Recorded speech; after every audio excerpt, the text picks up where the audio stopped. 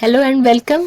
तो sir, हाउसवाइफ्स, beginners और जो पहली बार ट्रेडिंग कर रहे हैं, तो उनको ऐसी कौन सी बातें हैं जो बिल्कुल अच्छे से जाननी चाहिए ताकि उन वे पैसे कमा सके और उनको लॉस कम से कम हो।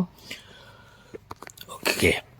तो सबसे पहले आपको ये मैं बोलूँगा कि अगर सबसे ज़्यादा ध्यान देने वाली बातें हैं तो ऐसे तो बहुत सारी हैं, बट सीरियल वाइज में नहीं कहते हुए एक होता है कि कम पैसे में ट्रेड स्टार्ट करें। कम पैसे में ट्रेड स्टार्ट करें अच्छा, का ऐसा मतलब, क्यों कम पैसे में ही स्टार्ट करना चाहिए? हाँ, कम पैसे का मतलब होता है कि आप उतना ही पैसा इस ट्रेड में डालें जितना अच्छा। आप खो सकें, तो आपको बहुत तकलीफ ना हो। ऐसा नहीं है कि 50,000 किसी से उधार लेकर के मैंने इसमें ट्रेडिंग शुरू कर दी। नहीं, अगर आपके पास 5-10 हज़ार है जिसको कि अगर आपका नुकसान भगवान न करे किसी कारण से हो जाए, तो आप ओके। ऐसा फील ना करें कि भाई ये तो मैं लुट गया, मैं बर्बाद हो गया। अच्छा अच्छा, हाँ, ये तो बिल्कुल सही बात है। धीरे धीरे जब आप सीख जाएं तो आप अपना अमाउंट बढ़ा सकते हैं। ओके ओके, और किन बातों को ध्यान में बिल्कुल रखना चाहिए न्यू ट्रेडर्स को, बिगनर्स अब को? कई बारी ऐसा होता है कि पैसा तो कम मैंने लेकर का रखा हुआ है, लेकिन लॉट्स बहुत सारे ले लिए हुए हैं। जैसे कि लॉट अच्छा। साइज जो है उसका हाँ ध्यान हाँ। रखें। कई बारी होता है कि एक हाई प्रीमियम वाला कोई लॉट है, 700-800 रुपये वाला, वो अच्छा। हम लोगों ने 3 लॉट ले लिया तो उसमें हाँ काफ़ी हाँ। पैसे लग गए। हाँ ठीक है, हाँ। मैंने बोला कि भाई एक लॉट में ही ट्रेड करना है।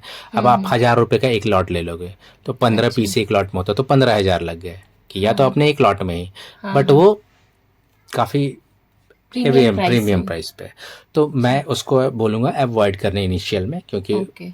आपको लॉट साइज़ मतलब एक लॉट पे काम करना हाँ है, हाँ। 2 लॉट पे काम करना है, तो वो तो ध्यान रखना ही है कि लॉट साइज़ छोटा हो और कम पैसों में ट्रेड करना है। तो हाँ। आपको प्रीमियम प्राइस पे भी ध्यान रखना चाहिए। कम प्रीमियम वाले जो है, कम का मतलब ये नहीं है कि बिल्कुल ही जो आपका स्ट्राइक प्राइसेस से बिल्कुल दूर दूर, वो ऐसा नहीं। अच्छा। और प्राइस कम हो ताकि आपके बजट में रहे और मार्केट के हिसाब से रहे। और क्या इम्पोर्टेंट पॉइंट्स होंगे? उसके लिए फिर है कि आप एक या दो ट्रेड से ज़्यादा डेली ना करें। अच्छा, ऐसा क्यों करना चाहिए? ओके, सी, अगर आप 100 ट्रेड डेली करते हो तो उसके ओके। लिए आपने कोई एनालिसिस नहीं करी, आपने कोई दिमाग नहीं लगाया, आपने मार्केट को रीड नहीं किया, आपने हाँ हाँ। कैंडल्स को समझा नहीं, आपने बस आंख बंद करके ले लिया। लेकिन ओके। जब आप एक या दो ट्रेड पे फोकस करते हो तो हाँ हाँ। आप उस पर बहुत ज़्यादा फोकस करोगे, आप अपने रिसर्च को सही रखोगे, आप इन्फॉर्मेशन का सही इस्तेमाल करोगे। अच्छा। ये तो एक बात हो गई कि आपका जो एक ही ट्रेड होगा वो आप सही सही डिसीजन लेके करोगे कूल दिमाग से। हम्म। दूसरा ये होता है कि ट्रांजैक्शन कॉस्ट जो है वो भी अच्छा। आपका कम से कम लगेगा। पता चला कि आपने 100 ट्रेड कर हाँ। लिए, बनाया 1,000 जरूर, बट उसका ट्रांजैक्शन कॉस्ट ही आपको 1,500 रुपये लग गया, तो ओके। अल्टीमेटली आप लॉस में चले गए। हाँ हाँ, तो ये वो नहीं तो होना जानने चाहिए। वाली बात है बिगनर्स के लिए।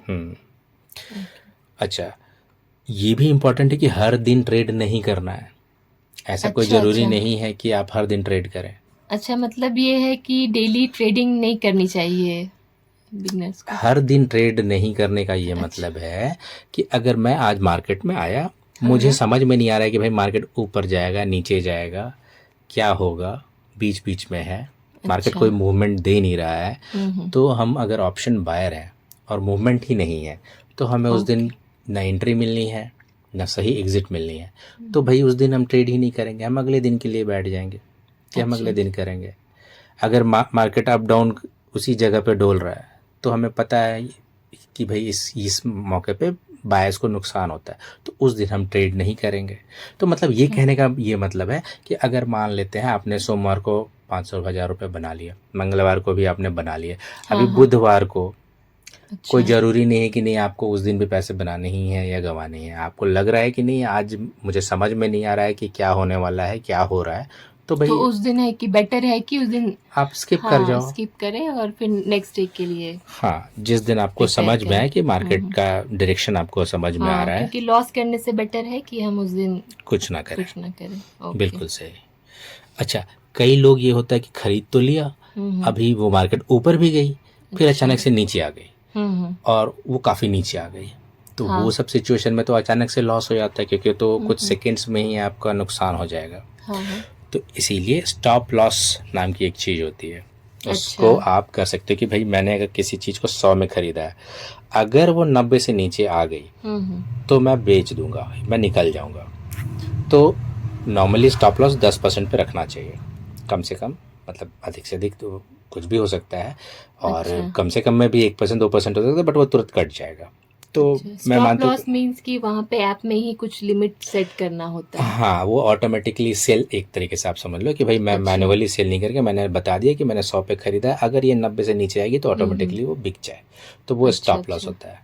तो वो लॉस शायद उससे फिर मिनिमम उससे तो ये होगा फिर कि लॉस। अगर मान लेते हैं अचानक से सडन हाँ 100 वाले में आपने खरीदा, वो अच्छा 104 5 7 पे पहुंच गई, अभी आपने बेचा नहीं है, अचानक से अगले 3 सेकंड में ही वो 80 पहुंच गई, अच्छा। फिर आप क्या करेंगे?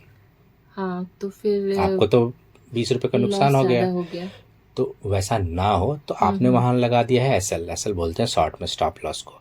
तो ओके। वो जो है लेट से आपने 95 पे लगा दिया कि भाई 5 रुपये भी अगर कम होता है 5%, तो मैं इसको निकल जाऊंगा स्ट्रेट से। तो अगर वैसा हुआ तो ये ऑटोमेटिकली निकल जाता है, और जैसे ही ये ऑटोमेटिकली निकल जाएगा आपका लॉस कम हो गया, आपको 5 रुपये का ही लॉस हुआ। अच्छा अगर आपको लगता है कि नहीं नहीं ये तो वापस ऊपर जाना है, आप दोबारा खरीद लो, सिर्फ ट्रांजैक्शन कॉस्ट उसमें ओके, तो थोड़ा ये लगेगा। तो आप सर आपके साथ जब लाइव मार्केट में ट्रेडिंग करोगे तो लगता है तो फिर आप ज़्यादा अच्छे से इसको एक्सप्लेन बिल्कुल कर पाएंगे। बिल्कुल, जब हम लोग साथ जी। में बैठ के ट्रेडिंग करेंगे हाँ तो हाँ। उस समय हो सकता है अगर कोई डाउट्स हो तो वो क्लियर हो जाएंगे। अच्छा, इसमें सबसे ज़्यादा जो इम्पोर्टेंट चीज़ है वो है इमोशन पर कंट्रोल रखना। अच्छा ये भी अब ये इमोशन पर मैंने कंट्रोल रखने का एक तो ये बहुत ही अच्छे शब्दों में बताया गया है। अगर इसको थोड़े से डिस्क्राइब में मैं बोलूँ ओके। नॉर्मल शब्दों में, तो ये होता है लालच पे कंट्रोल रखना। अच्छा लालच में नहीं फंसना है ये फिर एक हो इसको। गया, एक ब्रांच हुआ, इमोशन में तो लालच भी आता है ना। तो एक हो गया कि अच्छा 100 वाला मेरा 120 हो गया, अब मैं नहीं बेच रहा हूँ कि 130 हो जाएगा, वो 130 भी हो गया। मुझे लगता है पैसे कमाने में ज़्यादा लोग लालच में बहुत ज़्यादा फंसते हैं, इमोशंस पे कंट्रोल नहीं रख पाते। हाँ बिल्कुल, लालच तो अच्छी चीज़ नहीं है, बट वो कैलकुलेटेड होनी चाहिए, आपको लालच नहीं ओके, हाँ, करना। आपको बिल्कुल। पहले पता होना चाहिए कि भाई मेरे को 20% मिला, आई एम हैप्पी, मैं खुश हूँ। हाँ तो अगर मान लें 100 वाली 120 पे आ गई, आपने बोला कि और ऊपर जाएगी, आपको जब पता है या कॉन्फिडेंट है या मार्केट सच में ऊपर जा रही है, तो शायद आप एक बार रुक गए, हाँ तो आप 130 पे पहुंच गए, तो अब तो निकल जाइए कि 30% आपने मुनाफा कमा लिया एक दिन में। जो साल में बैंक 6% देती है, आप एक दिन में 30% बना रहे हो।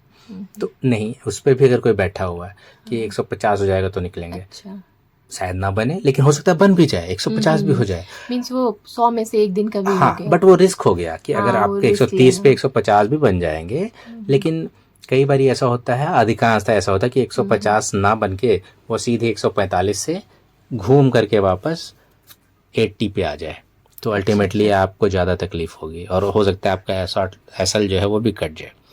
तो ओके। इमोशन पे कंट्रोल का मतलब यही है कि भाई मैं अपने ग्रीड पे कंट्रोल रखो, ज़्यादा लालच नहीं करना। दूसरा, अगर किसी तरीके से वो नेगेटिव चली गई, लेट्स से कि मैंने 100 पे खरीदा था, वो 90 पे आ गई और मेरा लॉस हो गया, तो उस समय भी परेशान नहीं होना, क्योंकि आपको पता था, आपने रिस्क लिया था कि भाई या तो मैं प्रॉफिट इसमें 20% कमा लूंगा, या मैं नुकसान 5 से 10% लोग करूंगा। अगर पैसे कमाने के लिए बैठे तो परेशान तो होंगे ही अगर लॉस भाई दिखेगा अगर तो। आपको रिस्क नहीं चाहिए तो आप फिक्स डिपॉजिट कर लो, 7% 10% पे है, लेकिन आप यहाँ आए ही क्यों हो? आपको पता है कि ये रिस्क की मार्केट है, तो आप तो रिस्क लेकर आए ना कि भाई ठीक है मैं 10,000 रुपये लेकर के आ रहा हूँ, या तो ये 9,000 बनेगा या तो ये 12,000 बनेगा, यानी या तो 1,000 रुपये मेरा लॉस होगा या तो मैं 2,000 प्रॉफिट करके जाऊंगा। तो आपने वो 51:2 का रेशियो रिस्क रिवार्ड का ले रखा है, ठीक है, कि भाई या तो मेरा एक लॉस होगा या तो 2 रुपये फ़ायदा होगा। तो ये एक अच्छा रेशियो है। ओके। कई लोग, अगर आपको लग रहा है कि नहीं बिल्कुल ही मार्केट मेरी डायरेक्शन में ही जाना है, तो आपने वो रिस्क रिवार्ड रेशियो 1:3 कर लिया कि ठीक है मैं 10 का लॉस लूँगा लेकिन मैं बेचूंगा जब ये 30% फ़ायदा हो। तो वो आप डिसाइड कर सकते हो धीरे धीरे, ठीक है। तो यहाँ पे हो गया इमोशन पर कंट्रोल।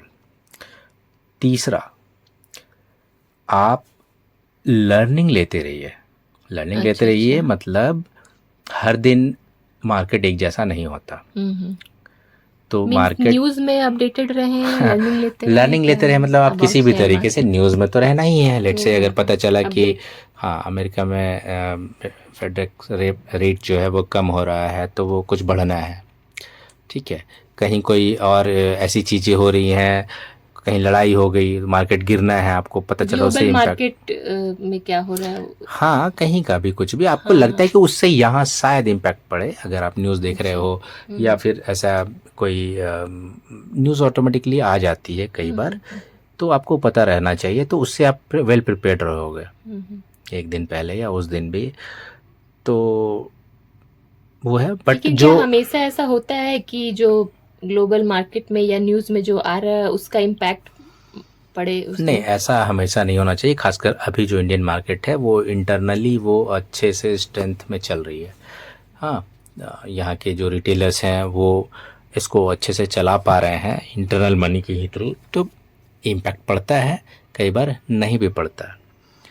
तो अल्टीमेटली लर्निंग लेते रहने का ये मतलब है कि हमें अपने आँख कान खुले रखने हैं।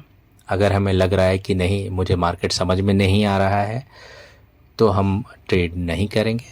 अगर हमें लग रहा है कि हमें जो समझ में आ रहा है वैसा ही होना है तो हम अपना रिस्क मिनिमाइज़ करते हुए ट्रेड लेंगे। चूँकि मैंने बताया कि कम पैसों में बाइंग ही सबसे इम्पॉर्टेंट ऑप्शन है, क्योंकि हम बायर्स हैं, ऑप्शन बायर। ऑप्शन बाइंग में लॉस भी होता है बहुत सारे, अगर आप कैलकुलेटेड चीज़ों पे नहीं करते हो तो ऑप्शन बाइंग में हमें ऐसा नहीं करना है कि भाई हमने ख़रीदा और बिना सोचे समझे ख़रीदा।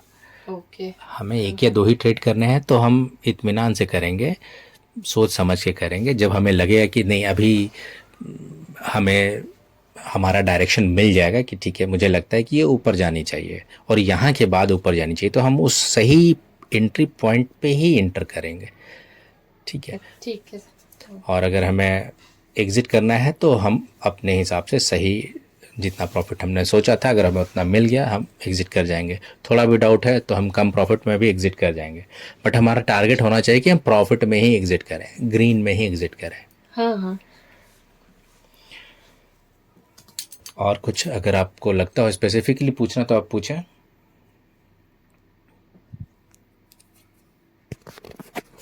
से तो आई थिंक जब मैं लाइव मार्केट में करूँगी तो ही समझ में आएगी कौन सा, मुझे ये भी थोड़ा थोड़ा कन्फ्यूज़न है कि कौन सा ऑप्शन या जो भी ये है वो खरीदना चाहिए, वो कैसे पता चलेगा, वो ज़्यादा समझ में आएगा हाँ, लाइव मार्केट में शायद करने से। मेरे को लग रहा है कि आप कंफ्यूज हो रहे हो। ऑप्शन वाली तो हम लोगों ने कल बता दिया हुआ पिछले वीडियो में।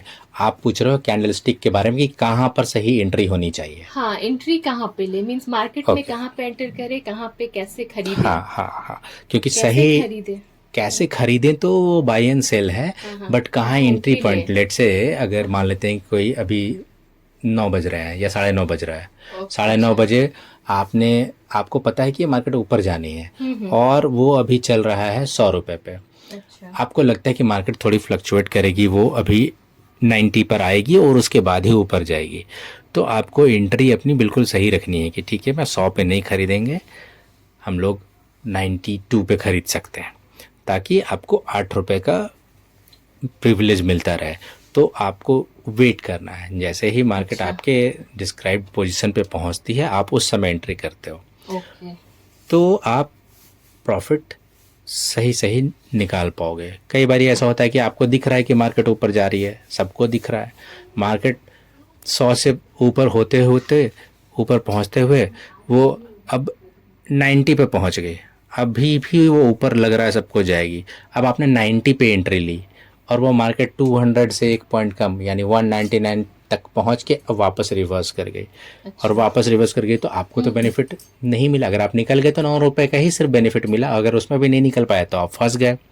तो इसीलिए कहाँ एंट्री करनी है वो बहुत इम्पॉर्टेंट है। तो इसके बारे में मैं आपको नेक्स्ट बार में डिटेल से बताऊंगा। हाँ बिल्कुल, क्योंकि फिलहाल आप अपने जो मैंने बताया कि वो है जो भी लिस्ट अभी आपको बताई उस पर अगर आप फोकस करें। हाँ, जानना इम्पोर्टेंट है, उसको प्रैक्टिस करना थोड़ा सा डिफिकल्ट है, तो वो करते ही वो लॉन्ग टर्म में एक्सपीरियंस के साथ ही इम्प्रूव होगी चीज़ें। Okay, thank you sir for today's information. Thank you so much.